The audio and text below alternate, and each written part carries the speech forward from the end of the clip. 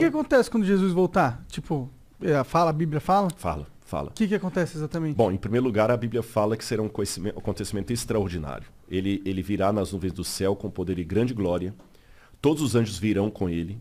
Os mortos em Cristo ressuscitarão primeiro. Aqueles dentre nós que estivermos vivos, seremos arrebatados para o encontro com o Senhor nos ares. E ele nos levará e aí fará tudo novo. Que o Apocalipse fala, depois vai ter um período de 1000 anos. E aí fala, eis que crio novos céus e nova terra. Porque o primeiro céu e a primeira terra passaram e o mar já não existe. Não é que não vai ter praia. O mar é a divisão dos povos, no Apocalipse. E ele fala, eis o tabernáculo de Deus com os homens. Deus vai enxugar dos olhos toda lágrima. Já não haverá mais morte, nem pranto, nem dor. Eu estou aguardando a volta de Jesus. Não sei quando será. A gente pode ter indícios proféticos, como a de Daniel lá, que apontam que estamos vivendo tempos solenes. Eu não sei se é agora o tempo da volta de Jesus, mas o que a Bíblia descreveu como sendo o período do fim está muito parecido com o que estamos vivendo. Ficou claro? Ou confundiu? E eu sei, gente, que mas está muito parecido com o que a gente está vivendo já faz um tempão, né? Faz um tempão, mas nós temos situações agora que são inéditas. Que situação que é inédita? A dimensão literalmente global do que está acontecendo. Vamos pegar grandes tragédias do passado. Vamos comparar o Covid. Peste negra. Parece que foram 30 milhões de pessoas que morreram na peste negra. Os números agora eu posso errar. A peste negra bubônica lá. Mas ela afetou quem? O mundo inteiro? Não, ela afetou a Europa. Mesmo a gripe espanhola, que saiu da Europa, ela não afetou o mundo inteiro.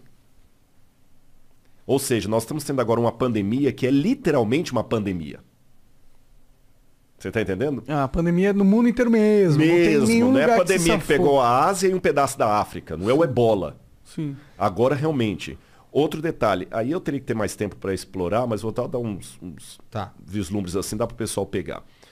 O Apocalipse fala de coisas que iam acontecer antes da segunda vinda de Cristo. E fala do surgimento de poderes que iam dominar o mundo e que o mundo inteiro seria unificado economicamente. Que vai ser dada a marca da besta. E não poderá comprar nem vender, senão aquele que tem a marca e o número de sua besta, o número do seu nome, etc, etc, etc. E muita gente coloca interpretações a despeito do que eu falei de respeitar o diferente, mas tem coisa que beira a insanidade mental. Eu já vi gente, por exemplo, sendo contra aquele, sabe, antes de... Tô ligado. O cheque o termômetro, né? O termômetro lá, porque fala que é no pulso e na testa, então a marca da besta... Não é por aí. Nos anos 60 tinha um cara falando que a besta do Apocalipse era a TV e que as duas anteninhas eram os dois chifres da besta. Pô, não tem nada a ver. Então, eu acho que não é por aí que a coisa vai.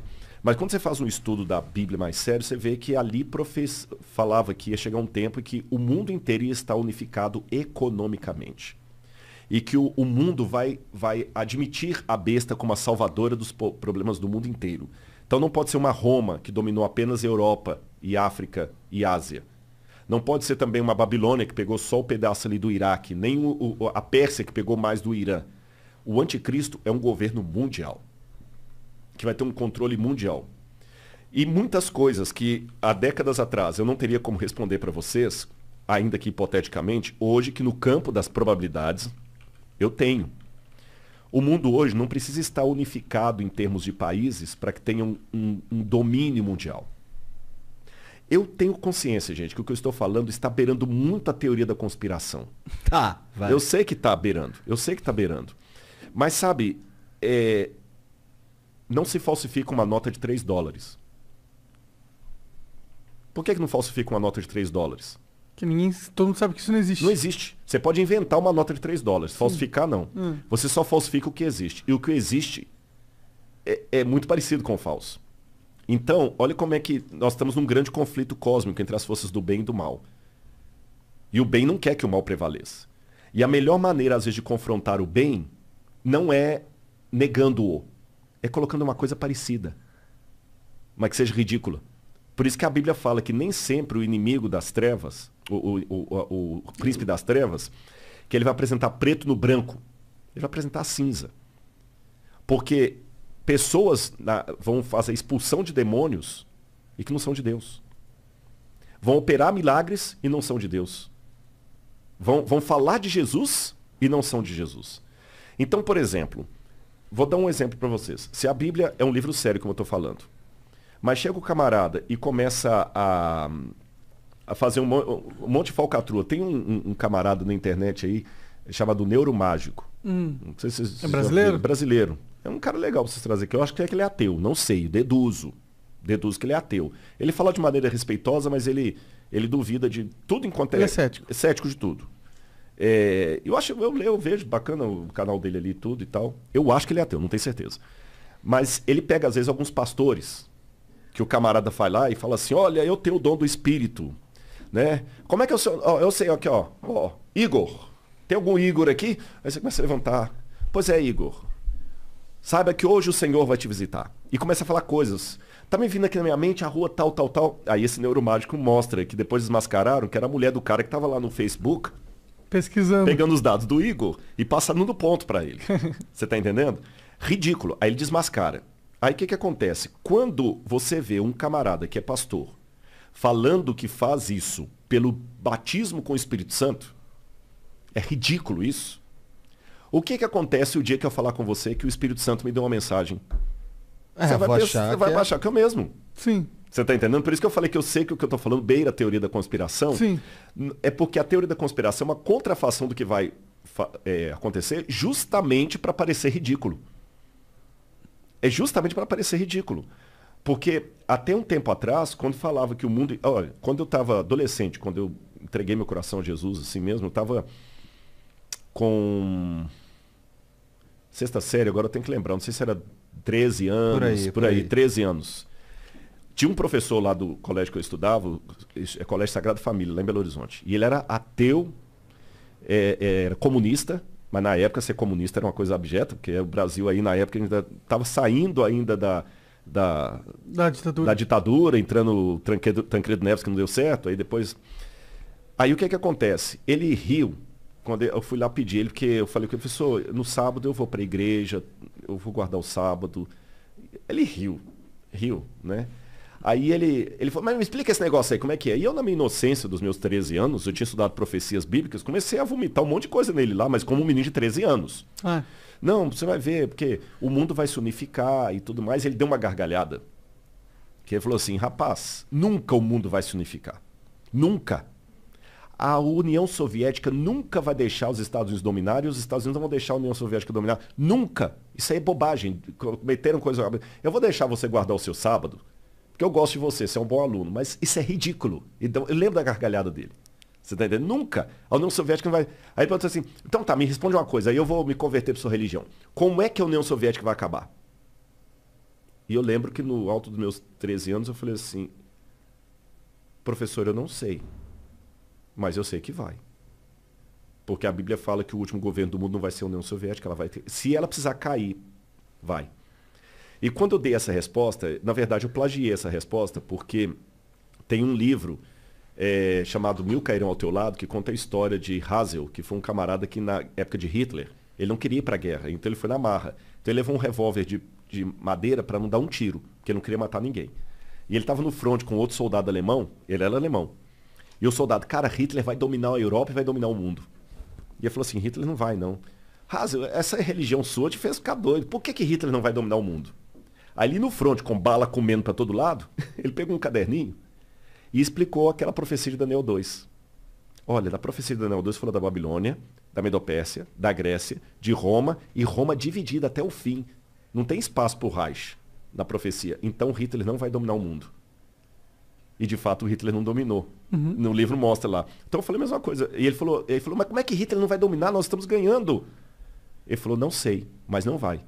Com o professor eu falei a mesma coisa. Eu falei, não sei, professor, mas a Rússia vai cair, a União Soviética vai cair. E pouco tempo depois, você tem a perestroika, a glasnost, a queda do muro de Berlim, e ninguém fala em União Soviética mais. Eu não falei aquilo por profecia, mas eu falei por...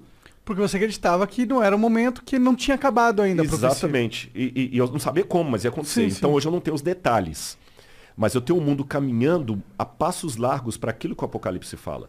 O Apocalipse fala o seguinte, que ia chegar o tempo em que Deus teria que destruir os que destroem a terra. Apocalipse 11, 19. Destruir os que destroem a terra. Quando você lê isso no grego, Igor, está bem assim, os que estão destruindo a terra, rege, a terra, o planeta redondo. Agora, que acontece? Na época que João escreveu isso, o mundo não tinha como ser destruído pelo ser humano. Só em 1935 foi publicado o primeiro livro falando de poluição e destruição da Terra, que foi de Rachel Carson.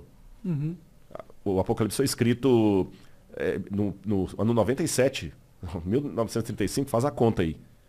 E agora o mundo pode ser destruído. E o Apocalipse fala de pragas de Deus que iam ser enviadas à Terra. E gotas dessas pragas cairiam antes do fechamento da porta da graça para servir de evidência do que vai vir. E sabe uma das pragas? Vou falar de duas, para não assustar vocês.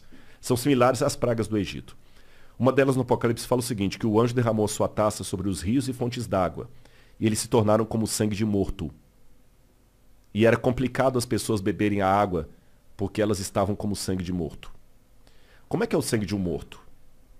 Não é vermelho. É viscoso, escuro, quase coagulado. Como é que está o Rio Tietê? Como é que está a Lagoa Rodrigo de Freitas? Como é que estão essas coisas? Foi-lhe dado ao sol que queimasse os homens com intenso calor. Aquecimento global. Aquecimento global. Que muitos negam. Falo também que é a teoria da conspiração, que não existe aquecimento global. Mas o fato é que as geleiras... Eu não sou cientista. Por favor, não cobrem de mim o que eu não sou. Tu é cientista, mas não esse cientista. Não esse tipo, Agora, mas eu sei que as calotas estão derretendo. Sim, a gente tem evidências. O nível da água está subindo. Sim, você está entendendo? Tem recorde de temperatura em vários lugares. Se isso é discurso globalista ou não sei, mas que temos recorde de temperatura, temos. Inclusive no Canadá deu 49 graus e 300 pessoas morreram. Porra! Deu 49 graus. Imagina só, isso é clima de deserto. Eu enfrentei isso no deserto da Judeia. Então... Caralho. Eu tava lá vendo a notícia. Quando eu vejo essas coisas no Apocalipse, eram coisas que não podiam acontecer na época de João. Na época de João não tinha poluição. Não existia esse lance de rio se tornar como sangue de morto. Tinha, né? Na época de João não, né? Não, poluição é revolução industrial pra cá. É, mais ou menos, né? Porque, tipo, a França tinha muita poluição, tanto que os ratos dominaram e aí teve peste bubônica. Mas aí não é bem... É que a poluição, você fala poluição do ar. Do ar, sim, não da rua da cidade. Exatamente. Entendi. É poluição do ar mesmo, da natureza. E você tinha os grandes centros contaminados. Mas hoje você tem a natureza. E Paulo fala que a natureza geme com dores de parto aguardando a redenção dela. É coisa pro nosso tempo. Então hoje não, hoje você tem realmente uma atmosfera sendo poluída. E mesmo que eu jogar a Bíblia para lá, sem querer ser pessimista demais, se eu ouvir só alguns cientistas, porque a ciência também não é uma... A ciência não é uma ciência exata. Sim, não é uma... Não é um consenso. Não ali. tem um consenso. Às vezes eu brinco parafraseando uma piada que eles contam dos judeus. Às vezes, dependendo do lugar, você tem 5 cientistas conversando e vai sair 6 ideias. Né? Porque mesmo os caras às vezes não tem, mas de modo geral, se você conversar com alguns cientistas aí que estão preocupados com a ecologia, dentro de pouco tempo não vai ter mundo para suas filhas. Não vai ter. A água, gente, a água está com os dias contados, a água potável. Não vai ter água para todo mundo. Não estou querendo ser catastrofista, não, mas é a realidade. É só ler. Você está entendendo? Então, quer dizer, o mundo marcha para o fim, seja pela profecia bíblica, seja pelas evidências que alguns estão nos alertando. Aquele Doomsday Clock. Doomsday Clock, Como é que fala em português? Doomsday Clock. O relógio do da Apocalipse. Catástrofe, do Apocalipse. Que os camaradas colocaram lá. São cientistas sérios. Doomsday seria o dia... Da hecatombe. Hecatombe agora desculpa. Hecatombe. Não sei se eu Aqui traduzi diz bem, relógio do juízo final. Juízo Juízo final. final. Foi uma isso. paráfrase. Né? Tá, Mas o relógio do juízo final, pra você ver, foram cientistas, vale? Não um grupo de pregadores loucos na praça. Quanto é que tá marcando agora? 11h55? Quanto Não, tá nós estamos a marcando, 100 então? segundos da meia-noite. 100 Eita. segundos. Confere aí se eu tô falando. Então, 100 segundos. caralho, Não é aparece 100 um monte segundos, de não? Ed aqui no Minha esposa tá corrigindo lá. Eu pensei que era 100 segundos que faltavam. É 6. 100. 100? Eu não sei. É que Quanto tem- tempo Minutes. falta pra mim? Não, minutes não. Midnight. Não, menos dá 1 minuto e pouco, né? 2 Se for 100. minutos, é. Mas eu acho que é 100 segundos para meia-noite que tava faltando. Ou seja, agora isso, qual que é o isso, problema? isso. São 100? Aham, Mas é que teve muito Ed na frente dessa informação aqui. Difícil, né? Mas é 100 segundos. Agora veja bem, qual que é o problema? O problema é quando o cara pega tudo no bojo, aí você pega lá na Praça da Sé, um camarada que você vê que ele tem um parafuso a menos, com uma placa escrito, Jesus está voltando, Apocalipse, gritando e cuspindo em você. Você tá entendendo? E falando da sua barba, do seu cabelo, que você fala palavrão, não sei o que e tudo e tal. Você vê aquele cara ali, aí tudo realmente parece que ser aquilo. Mas não, peraí. Tem aquele cara lá que é um descompensado, mas tem cientista sério falando, gente, o mundo está acabando. A gente tem... O mundo não, né? Mas a raça humana. A raça humana. Para mim acaba o mundo, né? Porque eu tô nela. Então, assim, tá caminhando para uma época que a gente tá chegando num deadline. Aí, como eu vi... Aí, por que eu acredito que a Bíblia vai acertar com o futuro? Aí vem da profecia de Daniel. A amostragem que eu falei. Ela acertou com relação ao passado. E ela vai acertar com relação ao futuro. Você entendeu? Até... Tem uma coisa tão brilhante... Até a época que Jesus deveria vir ao mundo, foi profetizada por Daniel, em 500 e pouco antes de Cristo. Jesus veio ali quase 600 anos antes, aproximadamente. Estou arredondando a conta. Quase 6 séculos antes de Jesus vir, Daniel profetizou quando ele viria, de maneira exata. Daniel falou o seguinte: quando for a contagem para restaurar Jerusalém, Jerusalém estava destruída, lembra? Eu falei na Babilônia. Até o Messias vão se passar tanto tempo. Ele fala em códigos, mas códigos muito claros. Você conta de 457 a.C., quando Jerusalém saiu a ordem para restaurar, até o ano 27, dá o período certinho de Daniel. E no ano 27 é quando Jesus é batizado. Você está entendendo? Depois, no ano 31, ele morre. A profecia bate direitinho. E bate tanto que se alguém falar assim, pô, esse camarada não merece ser acadêmico falando essas asneiras. Então, se eu não mereço, Isaac Newton também não merecia. Porque Isaac Newton acreditava nas profecias de Daniel e escreveu um comentário das profecias do Apocalipse e um comentário das profecias de Daniel. É mesmo? Isaac Newton. Caraca. Se eu não me engano, deve estar até em domínio público. Isaac Newton. Interessante.